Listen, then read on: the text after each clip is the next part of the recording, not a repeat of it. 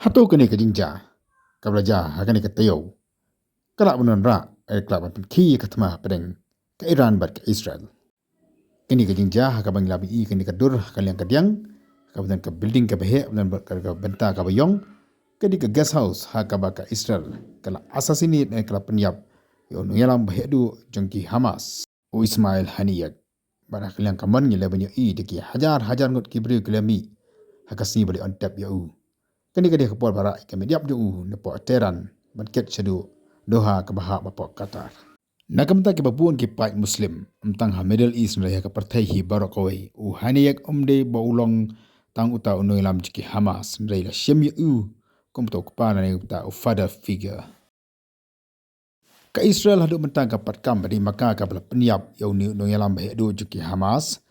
Ani ka khubor ka bala mi apo ka kot khubor New York Times sakani ke singi ke bala dep. Laya thu badai ke Israel nandik teki borsen tiap jo ke Israel ki bala penyap yu hanayak ka bodong syong haka wedi ki kamera ka bodong haka teki guest house. Ka New York Times kala angru bala penyap yu hanayak lang bau bom bala bu lupa haka kamera ka bonsa mentala kumba arbna AA. Haka nagorukom ka Israel ka yoklat bala ibu yu bom haka teki kamera ka bonsa. Kani kala pelengok ngany amtangi ki Hamas nrai kamtam yakari Iran kabadon tegi bor tiar thama ke bajor bakadon ru ker komtrekam ka bakhlanya hadu kata katege gas house khamtam kre ke jaka ka basa u hanik serta bala aphara da kita ki kenhun sipai ke bakhlany bahabat ke batwet bah kita ki Islamic Revolutionary Guard hendai ki jing start bagi bor sentian juga Israel lembak ke Mossad kala ban poi tiap unu bom hadu ka kamera ka basa uni u haniyak. Kini ke jinja kala penbitar jika bos charge ke Tehran lani jika Iran berkamtam iki ngilam Muslim na kate kari.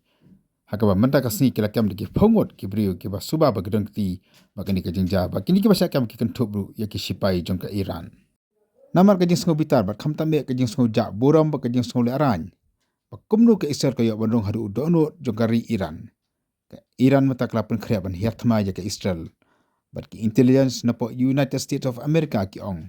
Baka Iran kalaban hiatma ya ke Israel hapo kini kisah popra kenta ke berwan.